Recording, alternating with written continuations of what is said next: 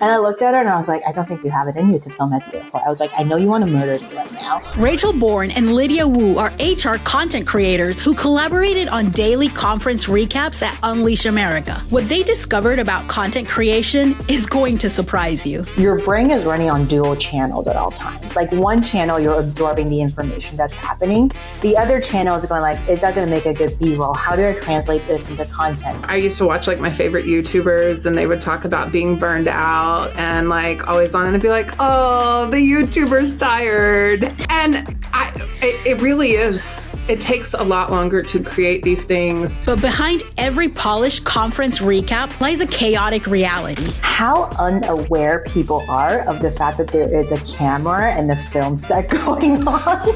And then they would like walk 10 feet and then realize what they just did. It was hilarious. The reality of creating content at conferences is far from glamorous. So I have now concluded, you know those pop-up pylons that they carry in the back of like trucks essentially? Caution tape. Love it. Love it. Yeah. Lydia's going to show up with tiny yellow cones. From conference chaos to creative solutions, Rachel and Lydia share what really goes into creating content. But there's one thing about the future of conferences that nobody's talking about. I think things like these recaps are going to become more important as companies start to tighten their travel belts. Hey everyone, I am so excited to have Lydia Wu and Rachel Bourne today on the Workfluencer podcast. How are you ladies doing today? Really fantastic. Well. So excited to be here. Well, I was so excited I met Rachel at Transform. And I met Lydia at Unleash. And I saw Rachel at Unleash again. So we're like conference creator friends now. And obviously I had been following you guys for a long time. But before we like get into it and talk about Unleash and creating content there, how did each of you become someone who creates content in this HR and TA space? Rachel, tell us about that. So my why like starts in 2018 when I started working in kind of the digitalization space, and I came into a formal acquisition role. And I started playing in AI and watching it, right? And as I transformed systems and I continued to play in the AI space, I started to think about what are the implications for the talent that's doing the work today. And, it was just like, I don't know if it was like, it was weighing on me from a sort of strategy standpoint and the impact of the work that I was doing. And I was thinking about, do I start a podcast? How do I talk about this? And I was in a corporate job at the time. So in 23, I started playing with social media. I got a social media aggregator, Metricool, and I just like played with dummy channels and created kind of content myself so I could figure out how to learn all the tools. And I left my corporate job in January and I'm on a sabbatical right now. And part of that is so that I can start this podcast. And, there's a real freedom in not being the corporate head, right? And you can kind of do and say what you want. And so I'm doing that. And I've learned so much about the kind of content. Lydia's taught me a ton. And in fact, she's way more advanced than I am. So I feel like I'm just a baby in terms of just creating the content itself. But, for me, I'm doing it from a sense of purpose. And, and I have a very small window that I feel like I can do it and I can scale it. And then my strategy is to turn it into a sustainable process for myself so I can keep the conversation going. And that's really key. What about you, Lydia? Oh man, I definitely did not think it through as thoroughly as Rachel did. That I will assure you. So My sort of on-camera thing really started by accident, probably like back in 2019. If you go back to my earlier interviews, I swear if anybody ever needs like a cringe cure for when they're cringing about themselves, please search Lydia's videos back in like 2018 or 19, because I'm sure you will be cringing for me on my behalf. But Whoops Did I Think That Out Loud was actually born out of a moment of frustration and a need for what I call like public therapy, if you will. So what happened was that at that point in time, I was running a pretty big purchasing portfolio for HR technology across Panasonic. And you get a lot of vendor calls and solution provider calls. And that's totally normal because code outreach is still a thing back then. And I think it was like maybe the 100th, 200th really, really crappy outreach call that I got. I was like, I've had it. I have totally had it, because people sitting in my seat are actually looking to buy legit technology, and all of you apparently haven't figured out how to sell to us just yet. So in that moment of frustration, I was like, okay, it's time to verbal vomit everything that I wanted to say about this space. And slowly but surely, that verbal vomit turned out to be sort of a mission in a way of bridging HR buyers who don't just want to buy the big brand label solutions, but more so looking for a more fit to purpose technology solution for their stack. And then bridging the really, really cool and really, really smart technology that maybe spent a little too much money on the product development side and ran out of budget on the marketing side of the house. So that's sort of where the platform is right now. And there's also a third component with the rapid rise of AI, just in terms of educating HR practitioners to what AI actually means to their day-to-day, how they can rationally think about it without sort of panicking, running around, and more panic. Yeah, I love both of your stories. I love how different they are, but at the end of the day, I love how like focused on and like clear you are about what you're doing. That's really important as a creator. So when you started creating content, who did you imagine like on the other side of the screen? Like, has that audience changed at all? Tell me about it, Lydia. Nobody. So that's why when I get more followers, like shout out to Rachel, she was my number 4 subscriber on YouTube. When I get more followers, I'm like, yay, it's not just my mom and my husband who cares about what I say anymore. So in a way, sometimes the way I create content is that I do it with the intention of who it goes out to. But just in terms of fine tuning it, because we're playing with YouTube, LinkedIn, and Instagram and just multiple platform algorithms. If I get it, great. If I don't get the viewership numbers, I kind of move on, because sometimes I find it really draining in the past 2 years of creating content that when you force yourself to focus on the follower numbers, the view numbers, you're like weirdly stressing yourself out. And I realize that when I do that, my content isn't as great anymore for some reason. I don't know if you guys go through this. Oh yeah. 100%. Rachel, what about you?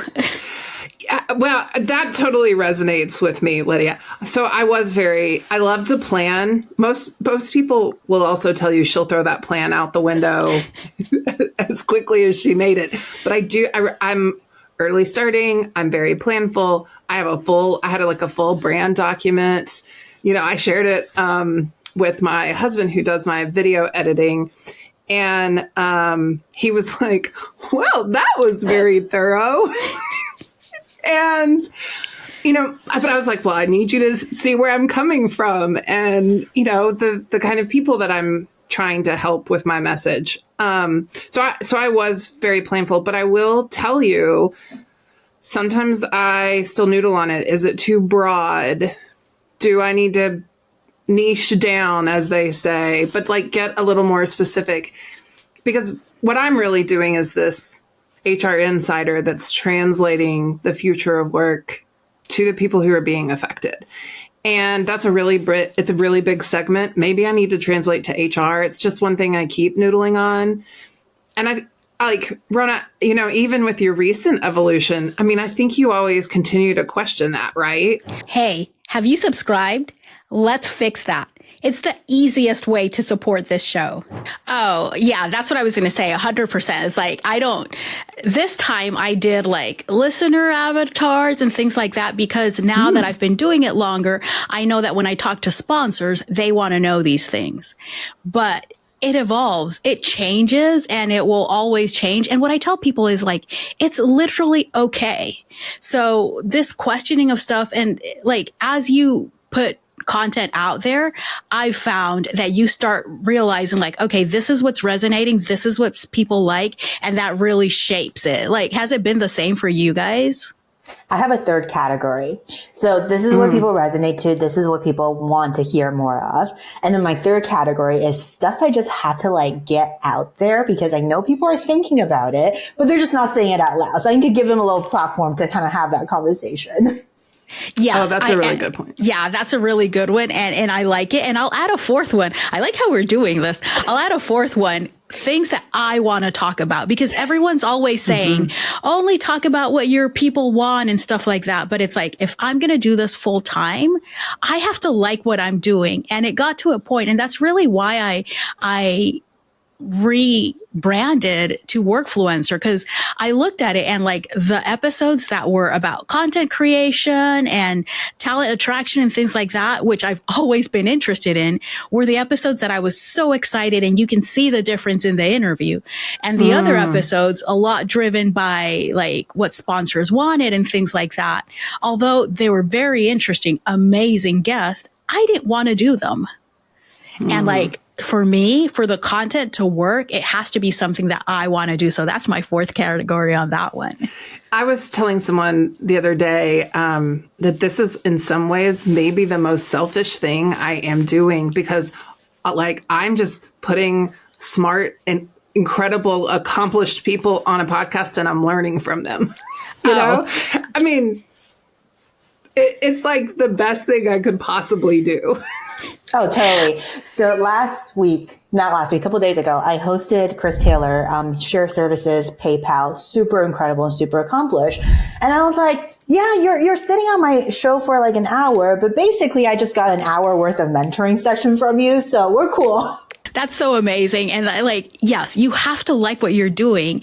And yeah, when I tell people, like when I try to explain, I think it was to my niece, I was trying to explain what I do. And like, she didn't necessarily understand. I was like, look, I talk to cool people and ask them questions that I want to know. And I know maybe someone else wants to know. She's like, oh, that's cool. That's literally what I do. So you guys don't usually, like, you're both solo creators. You don't usually collaborate. What made you feel like this was the right moment to team up for the Unleash recaps? Do we have a cool origin story? I was trying to figure out if we had a cool origin story. I remember like the first time I realized who Lydia was, because I was like, oh, I was Googling, it was for Burson Galileo, and I wanted to see what before I bought it. And she had just uploaded this video to YouTube, and it was like one of the few that existed out there. And she literally had 3 subscribers. And I was like, yeah, click and subscribed. And then like we were in some other conversation. She and I are also both on a human-centered AI council that Aptitude, Kyle Lagunas from Aptitude Research was kind of standing up. We both know him. And so like there's sort of that like mutual trust connection with other people that we know outside of that. And then we met at some event, and I was like, oh my God, I know exactly who you are. And I was your 4th subscriber. It was Transform. So it wasn't that long ago. It was Transform. Yeah, it wasn't that. Yeah. And so I think there was an initial, like, we just kind of clicked. And then, I also, just to be very honest, was at that time, especially, was very uncomfortable being on camera or on LinkedIn. And I was kind of working through the discomfort. I'm significantly more comfortable now. But I grew up in cultures where you walk quiet and you carry a big stick. You don't kind of go out and talk about the kind of work that you're doing. But I was also had this conflict of being very mission driven in what I wanted to do. Right. So Lydia was very lovely to me. She taught me like how to make B-roll and like told me how to look at the camera in different ways. And I really appreciated that. So there was a little bit of that, just like that this creator community is also extremely generous, I think. Yes. And I, in some of my research, I've talked to others that do not experience that. So there was that built trust, I think, with me and Lydia of, we were kind of there and helping each other. And then, our communities, I think, are adjacent, right? We're both very kind of tech enablement, tech savvy, but our audiences are not exactly the same. So I think there is an easy collaboration in that lens as well. She can talk about the technology and I can translate things, right? So I don't know, Lydia, would you kind of say that any differently? No, I think exactly. I think it was just like the perfect blend of sort of like the different pockets of quote unquote HR, and I'm putting quotation marks around it because I don't know if a year from now we're going to call it HR still, but it's sort of like the human component of it. And like for me, it's the infrastructure component, which is like how do you service, how do you operationalize, how do you build a tech stack and a data stack behind it. And for people that don't know, I just realized people might not have seen the recap. So what are we talking about? What did you guys team up to do at Unleash? So basically, I accidentally started this thing, I think last year at HR Tech or maybe a few other conferences before that. I don't even know how this thing started. But I started offering like live daily recaps basically the next morning after the conference. So I don't wait for the entire event's over. It's kind of like you're coming with me for this entire experience. And apparently people love recaps because I think there's something about FOMO that's in there. And in those recaps, what I'm realizing and what I started to realize was that there was a lot of technology content on my end. But when I met Rachel, I was like, hang on, there could be something there because I would love to kind of just get another view and another lens on the world when it comes to what do you take away from the conference? Like what are some of the hot topics? What are people talking about? All of that fun stuff. So basically, at the end of every Unleash day, essentially, while both of us were dead and exhausted, we would film content for the recaps that then I would put in short form reels that goes out the next morning, essentially from my platform. And Rachel was kind of putting together a longer form breakdown for the podcast. Yeah. So we divided the work kind of that way. I also think having the two of us there, we could go to different sessions. We could kind of go to different things. So we were able to cover more. And then I think there were times I was so tired at the end of the day, I would have been like, sorry, guys, I'm going to just go have a glass of wine and go crawl into bed, especially on like those last days where you've been extroverting for 72 hours. Even as an extrovert, I'm like about to die. And, so I think you can even see us get through the long form video and we get a little slap happy. It was a lot harder for Philip to do the editing. And, it was just a hoot that way. Yeah. And just sort of case in point, I don't know, Rachel, if you remember this even, end of day 3. So basically the last day of Unleash, we both had a flight and everything else. We're like, maybe we'll just film at the airport. And I looked at her and I was like, I don't think you have it in you to film at the airport. I was like, I know you want to murder me right now, but we're just going to spend 20 minutes. We're going to record real quick and then we're going to book it to the airport and go from there. Yeah, that's exactly how it went. I absolutely loved the recaps. And that's why I wanted to talk to you because as a creator, I go to these conferences too, but the last 2 conferences, I've been there to create content for brands. So I haven't gone to any of the talks like Unleash. I don't even know where they were happening. The only thing I saw from Unleash was the floor and the boardroom where I was doing back-to-back podcast episodes. So I loved the recaps because it's like, oh, this is what was happening. This is what people are talking about. That's so great. So I think that for like people like me who are there working on something else, those are great. And for the people that aren't there, I'm sure they're like this because there's something real about the way you're doing the recaps that isn't like how the conference itself will put it out, right? The conference is going to be like, this is amazing. It's perfect. And it's not like you guys were like saying anything negative or anything, but it was just like real, like it's like you asked a friend who went to the conference, hey, how was it? And they're just telling you. And that's, I think, that's probably, for example, part of our brand values that we just generally are trying to do in the content. Like, we're not going to BS you about it and we're going to be real. Mm-hmm. Was there something that people definitely didn't see that made these recaps possible or maybe impossible? So I think it has to be one of those funny moments. Sometimes I'm surprised, and Ron, I'm sure you've gone through this as well, how unaware people are of the fact that there is a camera and the film set going on. That was so hilarious. The flow of traffic you would catch, and people just casually walking right into the middle of your shot. Those were hilarious. And then they would like walk 10 feet and then realize what they just did. It was hilarious. And some people never even got it. That happens so many times. And also the people like, you see your friends there at conferences and they see that you're working and they come and they like wave and go like, hi, behind the camera. It's like, I don't need to be laughing right now. I'm having a serious conversation. I love my friends. I love everyone who did that. But it's a thing that happens.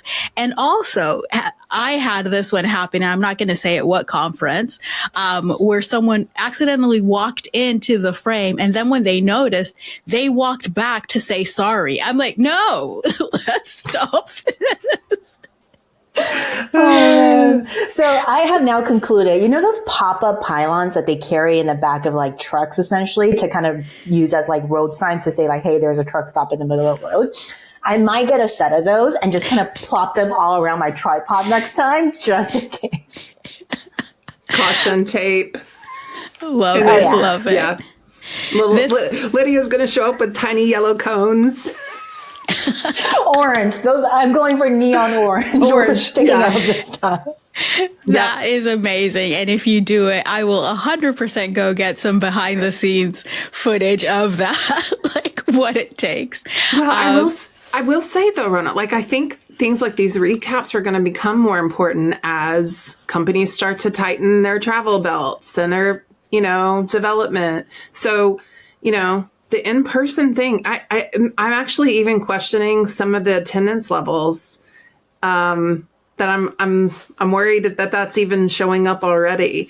So if there are people that can share it out so that the greater HR community and others can learn from it, I do think those kind of teach back moments can be very helpful. I do too. And if you guys are comfortable, I would like to talk about that, like what we're seeing at these conferences, because, and I don't know, again, I didn't go to any of the talks, but I felt like everyone there was a vendor. At the last 3 conferences I've been, obviously there were people who weren't vendors there, but the majority of the people, like, that's what I'm feeling. Are you guys seeing that, or am I just in my little bubble of the expo floor? No, it's definitely not just you. So I would say even starting like middle of 23, like late 22, now kind of thinking back on all the conferences I've attended, is sort of when we start to see that weird trend. That was when the COVID money kind of ran out for everybody. We're realizing there's something happening in the economy. We couldn't quite put our finger on it yet, but the smarter CFOs were basically tightening their budget. And we know who is always the lovely first department to get the notice of, hey guys, tighten up. And since then, the vendors, I think, have noticed a tightening of their go-to-market and BD cycles and the longer sales cycles they're experiencing. So they're now actively pursuing events, conferences, thinking that just like before, that was going to be the magic pill that solves the entirety of the I'm not selling enough conversation for them.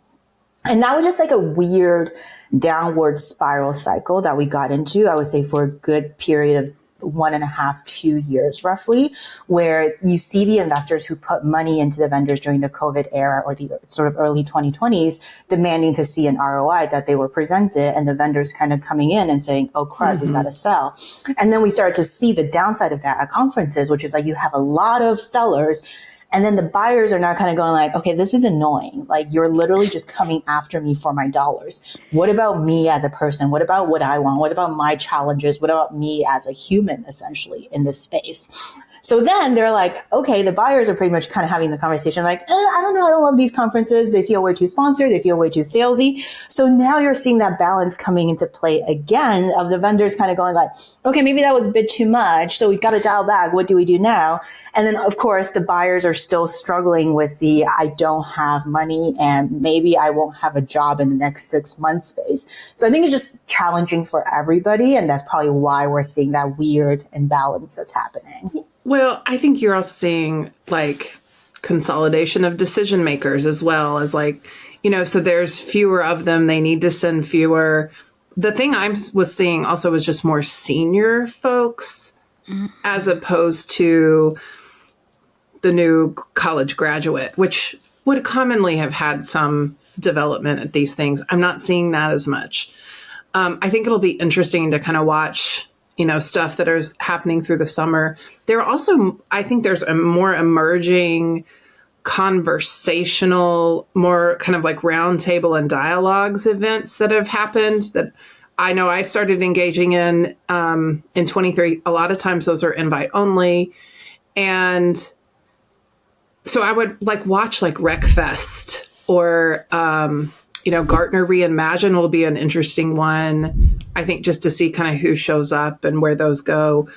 I think HR tech has been vendors now only for a while. But Lydia, I saw you're speaking at the Women in Tech. I am speaking, yes. Yeah, good for you. That's great. That's a really good event, but I think that would be another really interesting one to watch. Quick break. If you've been thinking about starting a podcast but don't know where to begin, I've got something for you. I'm letting women in TA, HR, or employer brand take over the Workfluencer podcast for one episode. I am so excited to be able to do a podcast takeover. And I'm joining Rhona Pierce today as a guest host.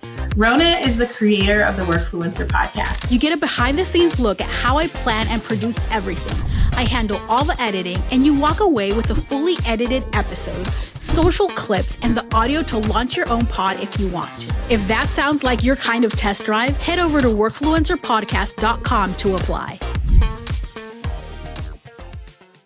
I agree with with both of your assessments. And I think vendors who really want to succeed in this space are going to be the ones that are going to be doing, instead of focusing on the flashiness of their booths and stuff like that, they're going to be doing value add things. And I'm not saying it because I'm a creator, but I think that the booths that I'm seeing people excited about are the ones where there's someone podcasting there, or there's an event where someone's doing like a mini talk or things like that. Like those more intimate events or like ways that you can actually get information and value. Yes. And it's sponsored by someone. I think that's really where we're going at with this. And I don't think the big conferences are going away. That's not what I'm saying. I'm just saying what we're going to see vendors displaying there and their approach is going to have to be different. It's going to have to be more towards like value that people are going to get, other than like, oh, here's this cool plushie, or there's this cool experience, come and drink. Yeah. I mean, you can reach, and I will say, you will also see, I think some of the big ones go a little more digital. Like I do, and more network relationship based. So I do think like Transform is a really good example. The community that they are building is going to be pretty incredible, I think, with these kind of chapters, especially with some of the decisions Sherm has made. I feel like they're kind of a dinosaur, and, people like Transform are going to come through and bring fresh new ideas. And they're delivering things digitally more through the year. And, so is this like in-person thing really sustainable? I don't know. There's so much good about it too. I think it's sustainable, but the smart brands are going to focus on the longevity of what they did and of their investment. And that really is through content, because just investing in the experience there when you're not really going to be in front of that many people because budgets are tighter. Now you have to think, how do I make this investment last beyond the 2 to 3 days of the conference? And evergreen long form content and even short form content, I think, is really how they're going to get that. So let's talk a little about, let's get back to our content conversation and talk a little more about the not so glamorous parts. Like, was there anything surprisingly hard or frustrating about creating content at an event like this or any event? I can get us started. I don't think there's anything that's surprisingly hard, to be honest. The challenging part, and maybe the part that people don't see necessarily, is your brain is running on dual channels at all times. Like, one channel, you're absorbing the information that's happening. The other channel is going like, is that going to make a good B-roll? How do I translate this into content? Long form, short form, what are we looking at? So constantly there's two sides that are going on any given point in time when you see us on the event floors. Yeah, that's an interesting point. I think really for me, Rhona, like, it's even just my biggest aha out of just like creating stuff for others to consume. You know, I used to watch like my favorite YouTubers and they would talk about being burned out and like always on, and I'd be like, oh, the YouTuber's tired. And it really is. It takes a lot longer to create these things. You know, and I'm originally an architect. Like, I'm very comfortable creating graphics and, you know, using technology and systems. But it takes a lot of time, even when you have a pretty decent workflow. And I think people don't realize that. And I find that you really can't plan as much as you want. So I go with a shot list. I went to Transform with a shot list, but obviously I don't know what's happening. I can get a shot list of, I'm going to do my establishing shots this day. This is kind of what I'm going to say. I have no clue the setup. I don't know how they're going to do things, where I'm going to do it. Now that's the cool part too, because I was with a videographer and we saw an escalator and we're like, oh my gosh, that would be a great shot. Let's do it. And I saw that shot. It was great. It was all shout out to Lucas. It was his idea. I wanted to do an escalator thing and we did mine. And then he's like, what if we do this? And like mine, we never used that footage. We used his idea. So shout out to Lucas. He's amazing, for that idea. But then the rest of the stuff, you can just plan like, okay, I'm going to do this. I'm going to ask people this, but you don't know what's happening. And if you're going to do a recap, it's like, there's no clue. So like you said, you're in a session and you're thinking, oh, this is so cool. I'm so interested in this. Oh my gosh, I also have to get content. Am I taking notes? Is this going to be? So it is a grind. And yes, the creative burnout and the creator burnout is real. It is a thing. So what gear or what tools actually worked for you as you were there, and what would you definitely like, this isn't needed, I'm leaving this at home next time? I totally overpacked. Lydia showed up with like, you had your iPhone and a pretty slim tripod, right? So I feel like I've been to conferences enough to know how exhausting it can be to do like 10,000, 15,000 steps talking to people. I was like, okay, for a gear packet, I need a super lightweight tripod. I don't care if it's going to break after the conference. That thing just needs to be able to stand up, shoot, and let's move on. I had a set of mics because noise cancellation was super important when you have everybody shouting at you from 10 different directions. And then it was basically my iPhone, essentially, shooting in RAW mode. And that was it. Yeah. Your iPhone, I have an iPhone 16 Pro. You can do a lot with that. I did have a heavier duty tripod, which I did really like. And I took the DJI Osmo Gimbal 7, which I freaking love. And, you know, it's taken me a little while to figure out how to use it all. But I think it's a really good tool. And we both have a set of the mic minis. And I have a Rode boom, little mini boom that I put into my iPhone, which I really like. I have a Sony ZV-E10 that is a really great camera. I took it with me, never even pulled it out of my bag. And I was annoyed about how like kind of bulky the little setup was. And my husband was like, Rachel, you should take that just in case. But that's like his vibe. He takes it all. Yeah. My back was killing me. As you go to more of these events, you learn. My Sony ZV, I don't even remember which one I have. That thing just travels all around the world at this point and never gets used. So like, That's hilarious. I'm like not taking it. I'm loving, I love that you love the gimbal. It did me so dirty at Wreckfest that I'm never like, I threw it in my closet when I came back here. It wouldn't like, it was just having a mind of its own. And then the battery, it was just like, I just hate that thing. It's in my closet. I need to try it again. But I absolutely love the DJI Osmo Pocket 3. Oh, it's really? so small. It's so amazing. The quality, it's just, that's my go-to now with a phone. Cause also the phone, like if you're talking to someone or something spontaneous happens and you don't have it for whatever reason. And I have a tripod. I'm actually going to try to get an affiliate link for it. And I'm going to link it because I tell everyone about this tripod, but it fits in my purse. But it's also like expands so big that you can use it. Every time I pull it out and start making it bigger, people are like, wow, that little thing became this thing. So, but gear is important. And like, I think we all agree less is more because you're not going to use half of that stuff. And then you're walking all around this huge conference with your back hurting with all of these things that you're carrying. My back is still recovering. Seriously. I'm like, ugh.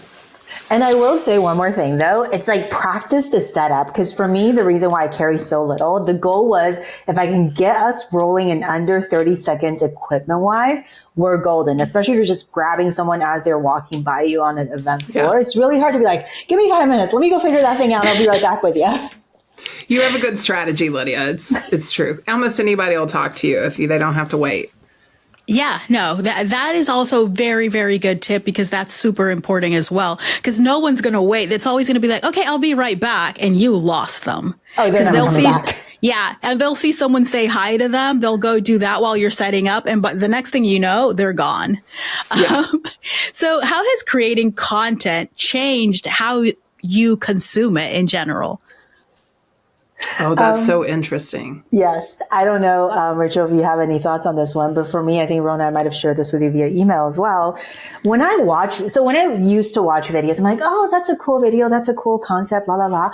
Now it's like, how did they get that B-roll? Did they have to set up the camera, drive afar, and then come back and pick up the camera later?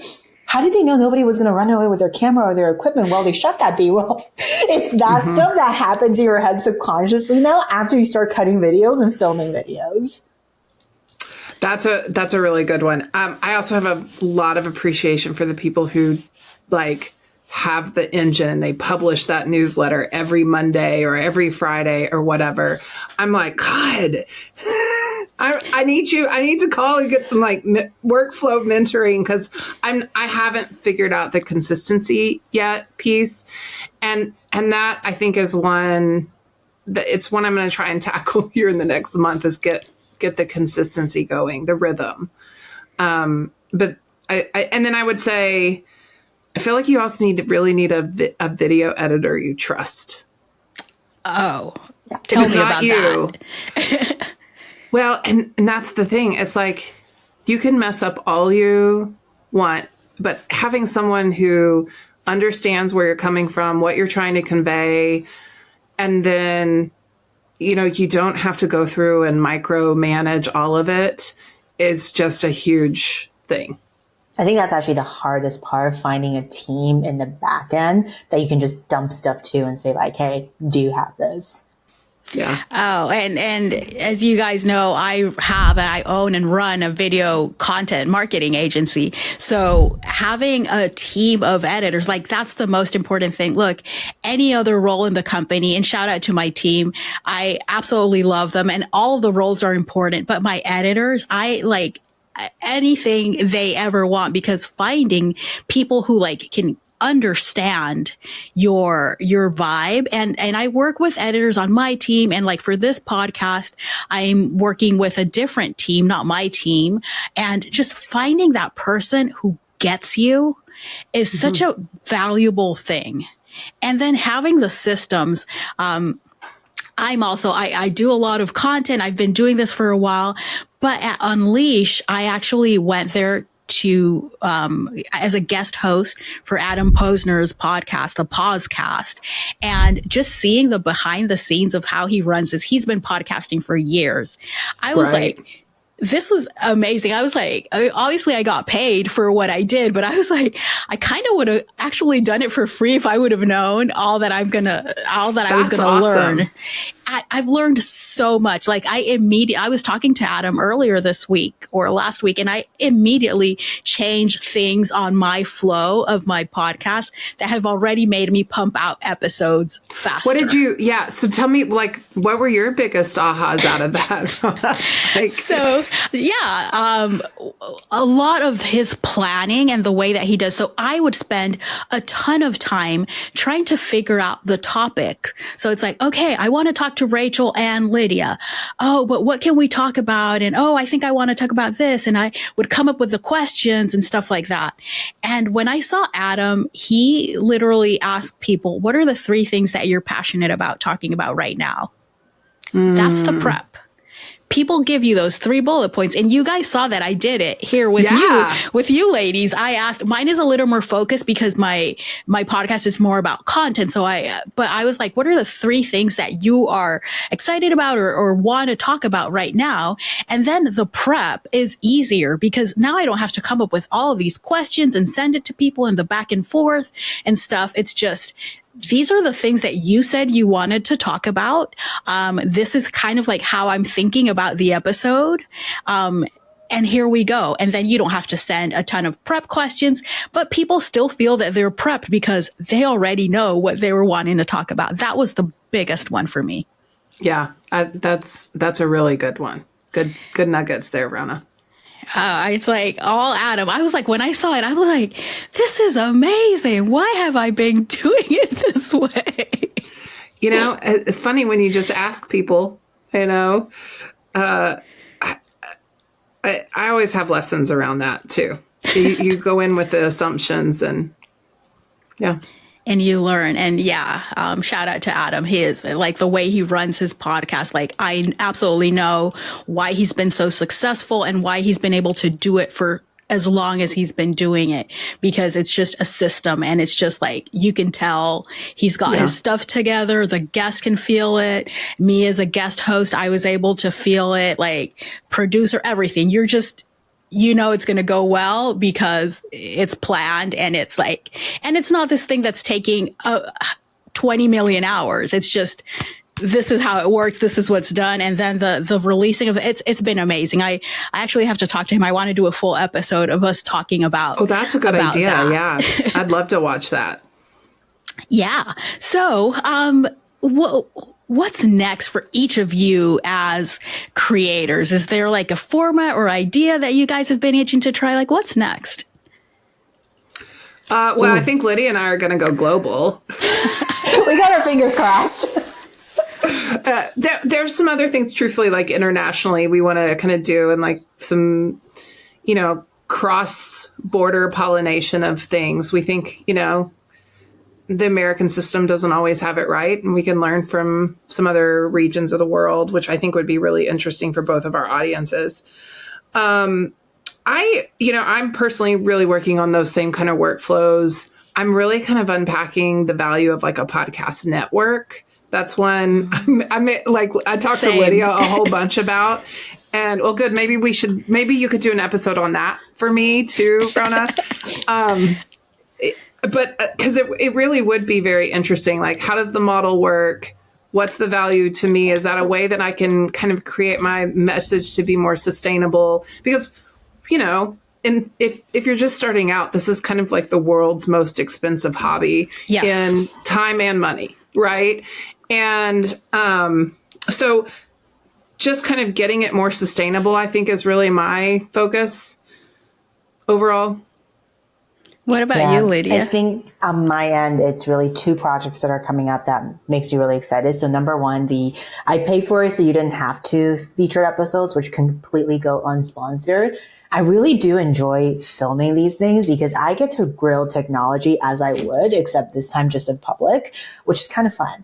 And then the other project that I'm working on is how can I bring technology implementation journeys to life in video form for everyone. So when you buy technology, it's not sort of like the Wizard of Oz behind the curtains.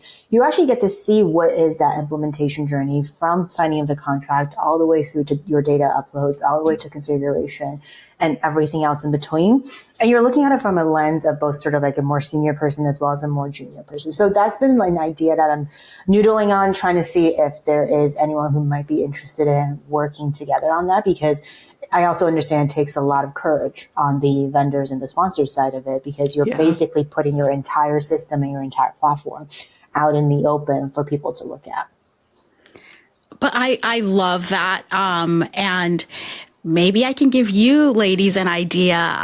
As I was thinking, I really think these recaps, if you guys want to continue doing them, should be sponsored.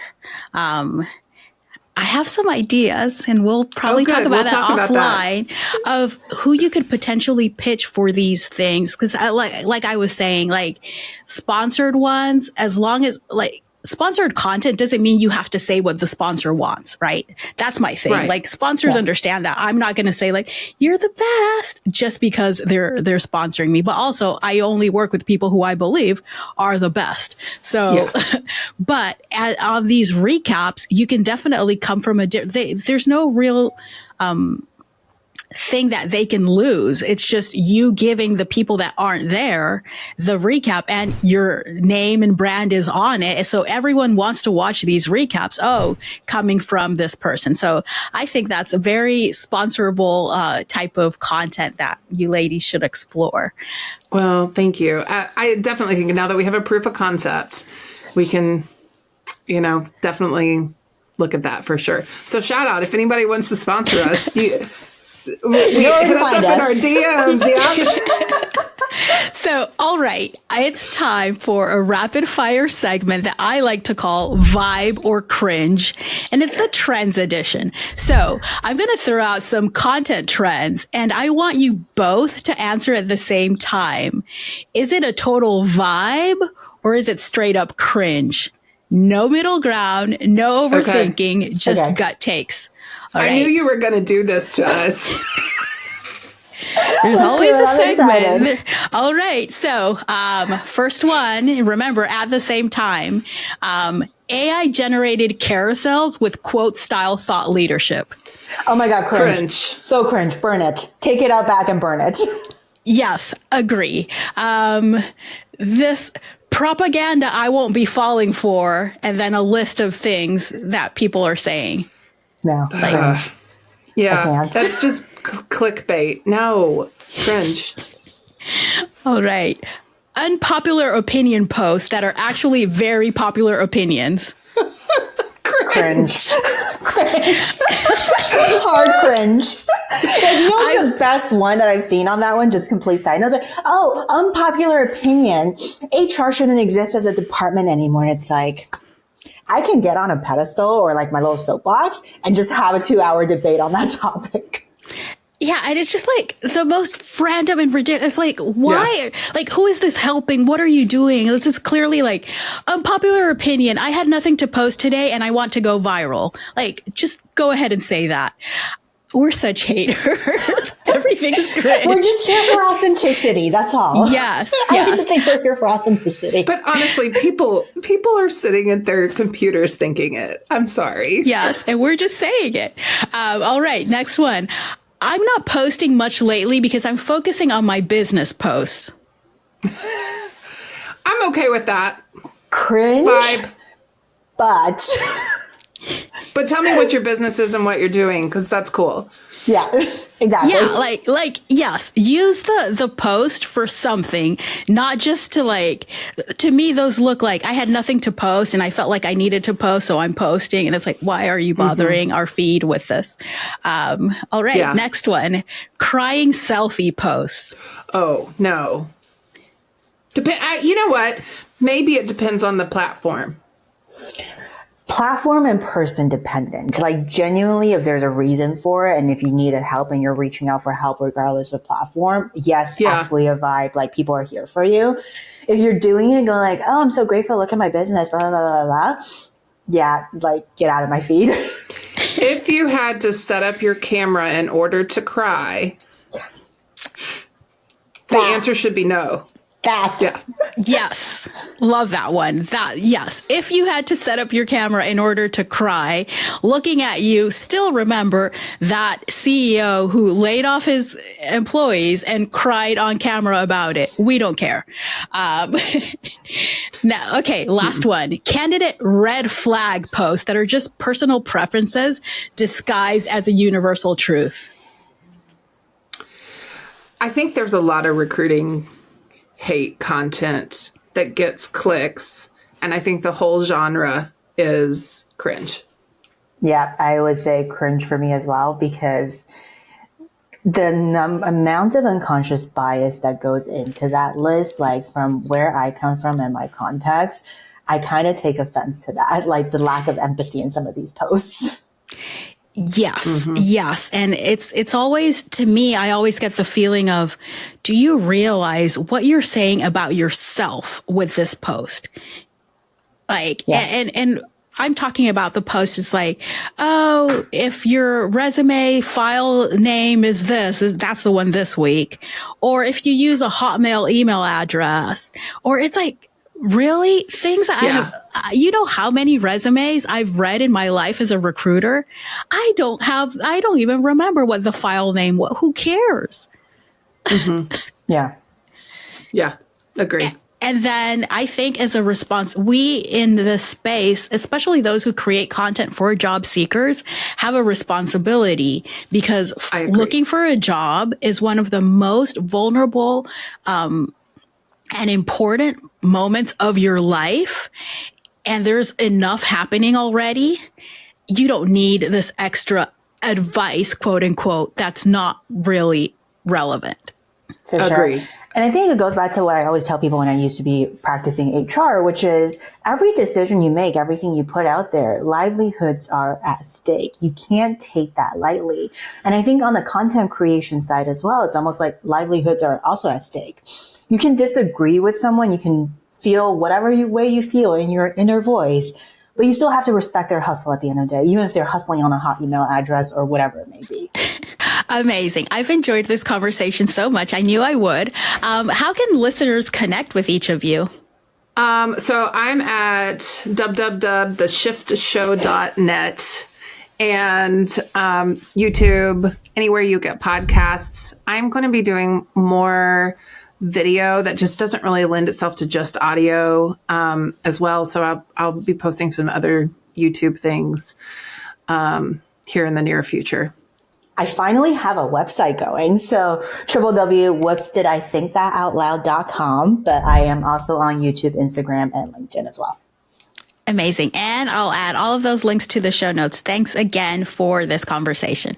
Yeah, thank you very much. Whether you're creating content in your off hours, filming recaps on 5 hours of sleep, or just trying to figure out your message as you go, Lydia and Rachel prove that useful doesn't have to mean perfect. If you want to catch more of their work, follow Oops, Did I Think That Out Loud and The Shift Show.